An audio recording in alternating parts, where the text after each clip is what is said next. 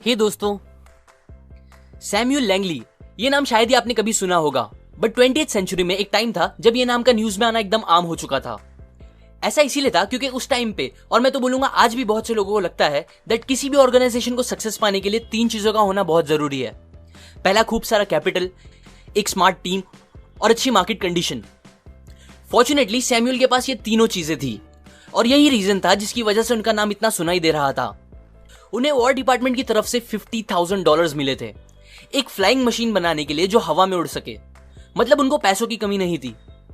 उनके कॉन्टेक्ट दुनिया के बहुत से पावरफुल और स्मार्ट लोगों के साथ थे और उन्होंने पैसों के दम पर वर्ल्ड के कुछ सबसे समझदार लोगों को लेकर अपनी टीम बनाई थी। उस टाइम पे मार्केट कंडीशंस भी उनके लिए बहुत ज्यादा अच्छी थी। न्यूयॉर्क टाइम्स उनके हर स्टेप को कवर करते हुए उनके पीछे पीछे लगी हुई थी। लेकिन उसी टाइम पे कुछ मील दूर डेटॉन ओहियो नाम की जगह में 2 भाई ऑरविल और विल्बर, ये दोनों भी अपने सपने को पूरा करने में लगे थे। उनके पास इस सक्सेस रेसिपी की कोई एक चीज भी नहीं थी। उनके पास पैसे बहुत कम थे। उनकी टीम में कोई एक इंसान भी कॉलेज नहीं पढ़ा था, यहां तक कि वो दोनों खुद भी नहीं, और ना ही कोई न्यूज दूर दूर तक उन्हें कवर कर रही थी। लेकिन फिर भी दिसंबर 17, 1903 में उन्होंने एक ऐसी मशीन बना के दुनिया को दिखा दी जो इंसान को हवा में उड़ा सकती थी, जिसे हम एयरप्लेन कहते हैं। वो पहला दिन था जब उन्होंने सक्सेसफुली फ्लाइट ली और एक हिस्ट्री क्रिएट कर दी। उनकी सक्सेस को देखने के लिए वहां कोई नहीं था। लोगों को कुछ दिन बाद पता चला कि ऐसा कुछ हुआ है। सैम्यूल लैंगली के पास वो सारी चीजें थी जो लोगों को लगता था सक्सेस के लिए जरूरी होती है, लेकिन फिर भी वो फेल हो गए। पर दूसरी तरफ वाइट ब्रदर्स के पास ऐसा कुछ भी नहीं था। तो फिर कैसे उन्होंने इसे पॉसिबल करके दिखाया? इसका रीजन और इसका आंसर छुपा है एक प्रिंसिपल में, जिसे कहते हैं द गोल्डन सर्कल। यह आइडिया बताता है क्यों कुछ लीडर्स और कुछ ऑर्गेनाइजेशन लोगों को इतना इंस्पायर करते हैं और सक्सेसफुल बन पाते हैं, जबकि ज्यादातर ऐसा कभी नहीं कर पाते, चाहे वो कितना भी पैसा और ताकत लगा दे। ये एक सिंपल सा आइडिया है जो बेस्ड है 3 क्वेश्चंस पे, व्हाट, हाउ और व्हाई। हर इंसान को ये 100% पता होता है कि व्हाट दे डू, वो क्या कर रहे हैं, जैसे कि इंजीनियरिंग, सीए, और अगर वो जॉब कर रहे हैं तो उन्हें पता होता है कि उनकी जॉब क्या है और उनकी कंपनी क्या करती है। कुछ लोगों को यह भी पता होता है कि हाउ दे डू इट, वो चीजें कैसे कर रहे हैं या उनकी ऑर्गेनाइजेशन एग्जैक्टली कैसा काम करती है। पर बहुत ही कम लोगों को यह पता होता है कि why they are doing it, वो जो कुछ भी कर रहे हैं वो क्यों कर रहे हैं। और यहां मैं एक बात क्लियर कर दूं कि व्हाई का मतलब पैसे कमाना या प्रॉफिट बनाना नहीं होता। पैसा, फेम एक्सेट्रा, ये सब बस रिजल्ट्स होते हैं, जस्ट रिजल्ट्स, ना कि हमारे काम करने का रीजन।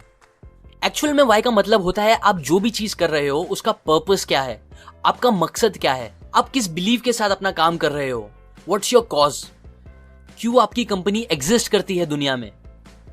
अब अगर बहुत सोचने के बाद भी आपको बस पैसे कमाना या प्रॉफिट बनाना ही आपके काम का और आपकी कंपनी का मेन रीजन लगता है, तो आप लोग सच में एक गलत डायरेक्शन में जा रहे हो।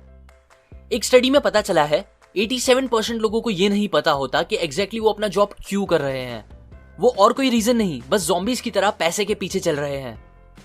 आज भी ज्यादातर लोग और कंपनी बस व्हाट और हाउ पे ध्यान देती है, पर जो सबसे मेन क्वेश्चन है व्हाई, उस पे ध्यान नहीं देते। और यही रीजन है वो कभी इंस्पायरिंग नहीं बन पाते और अपने लिए लॉन्ग टर्म सक्सेस नहीं क्रिएट कर पाते लाइक एप्पल। क्योंकि वो जिस तरीके से लोगों से कम्युनिकेट करते हैं वो आउटसाइड से इनसाइड, बाहर से अंदर होता है। मतलब पहले व्हाट, फिर हाउ और बस खत्म। जबकि इंस्पायरिंग लोग और इंस्पायरिंग कंपनी इसका उल्टा करती है।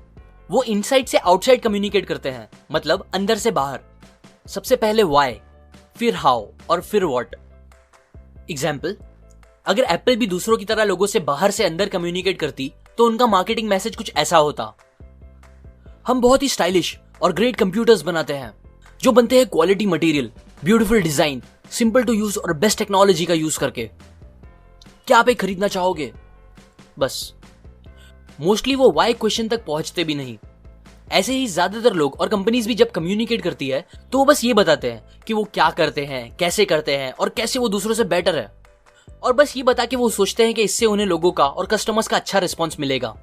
पर ऐसा कभी नहीं होता, क्योंकि इसके पीछे एक बायोलॉजिकल रीजन भी है जो मैं आपको थोड़ी ही देर में बताऊंगा। पहले मैं ये बताता हूं कि एप्पल एक्चुअल में लोगों से कैसे कम्युनिकेट करता है, जो कि इनसाइड से आउटसाइड होता है, अंदर से बाहर। कुछ ऐसे, हम जो भी करते हैं वो सोसाइटी के बनाए स्टेटस और रूल्स को चैलेंज करने के लिए करते हैं। हम बिलीव करते हैं एक अलग सोच में, और हम ये चैलेंज करते हैं हमारे प्रोडक्ट्स को बेटर क्वालिटी, बेस्ट टेक्नोलॉजी का यूज करके, ब्यूटीफुल डिजाइन के साथ और उन्हें सिंपल टू यूज बना के।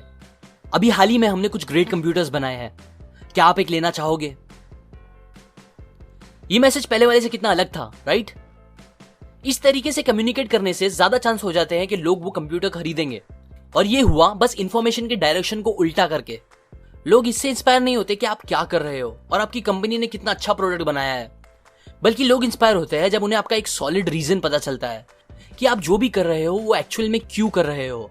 और जब उन्हें आपका रीजन समझने लगेगा तब आप लोगों में एक रिलेशन बन जाएगा, जिसे फिर फैक्ट्स और फीचर की इतनी जरूरत नहीं होगी।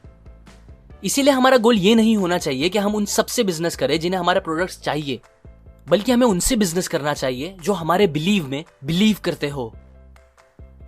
अब मैं आपको बताता हूं वो बायोलॉजिकल रीजन क्यों लोग व्हाट और हाउ से इतना इंस्पायर नहीं होते। अगर हम हमारे दिमाग के क्रॉस सेक्शन को ऊपर से देखेंगे तो वो 3 हिस्सों में बटा है, जो कि बिल्कुल गोल्डन सर्कल से रिलेट करता है। हमारा सबसे नया ब्रेन, जिसे हम होमोसेपियन ब्रेन भी बोलते हैं, हमारा नियोकॉर्टेक्स, वो करस्पॉन्ड करता है गोल्डन सर्कल के व्हाट लेवल को, जो रिस्पॉन्सिबल है हमारी लॉजिकल और एनालिटिकल सोच और भाषा को समझने के लिए। अगले 2 हिस्से मिलकर बनाते हैं हमारा लिम्बिक ब्रेन, जो रिस्पॉन्सिबल होता है हमारे फीलिंग्स जैसे कि ट्रस्ट, लॉयल्टी के लिए। यह हिस्सा सारे ह्यूमन बिहेवियर्स को संभालता है, इंक्लूडिंग डिसीजन मेकिंग। और सबसे मेन बात, इसे भाषा समझ नहीं आती। इसीलिए ही जब ज्यादातर कंपनी बाहर से अंदर कम्युनिकेट करती है तब लोगों को सारे facts, figures, features and benefit ये सब तो समझ में आते हैं, पर ये उनको एक्शंस या डिसीजन लेने के लिए इंस्पायर नहीं कर पाता। लेकिन जब कोई लोगों से इनसाइड आउट कम्युनिकेट करता है वाई का यूज करके, तो वो डायरेक्टली उसके लिम्बिक ब्रेन से बात करते हैं, जो उनके इमोशंस, डिसीजंस और बिहेवियर को ड्राइव करता है और उन्हें इंस्पायर कर देता है एक्शंस लेने के लिए। फिर उसके बाद हाउ और व्हाट बस उस डिसीजन को लॉजिकल साउंड करने में हेल्प करता है।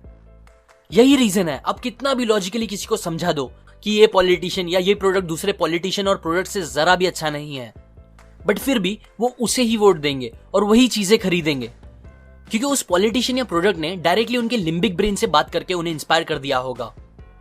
राइट ब्रदर्स को भी सक्सेस मिली क्योंकि उन लोगों का वाई क्लियर था। वो लोग कॉज ड्रिवन थे, उनका बिलीव और पर्पस बहुत स्ट्रांग था।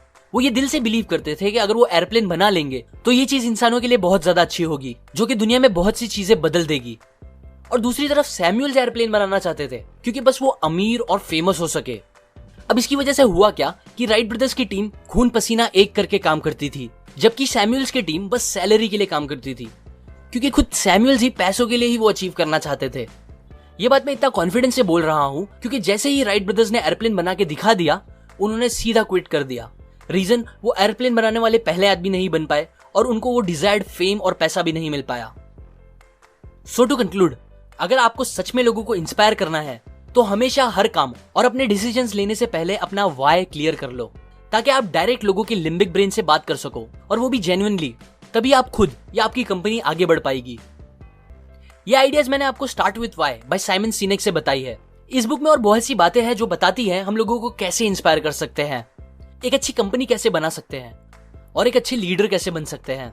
अगर आपको ये सब सीखना है तो आप डिस्क्रिप्शन में दिए गए लिंक से जाकर ये बुक खरीद सकते हो। और अगर आप मेरे वीडियोस कभी मिस नहीं करना चाहते तो आप अपनी सेटिंग्स में जाके अपने नोटिफिकेशंस ऑन कर दे और फिर मेरे चैनल के होम पे जाके उधर बने बेल पे क्लिक कर दे। इससे आपको जब भी मैं एक न्यू वीडियो अपलोड करूंगा उसका नोटिफिकेशन आ जाएगा। लाइक करें अगर आपको ये आइडियाज काम के लगे, अपने व्यूज कमेंट करें, सपोर्ट करें मेरे चैनल को इस वीडियो को शेयर करके अपने फ्रेंड्स एंड फैमिली के साथ, सब्सक्राइब करें। मैं और ऐसी काम की बातें आपके साथ शेयर करता रहूंगा, यूजुअली हर week. And finally, thanks for watching.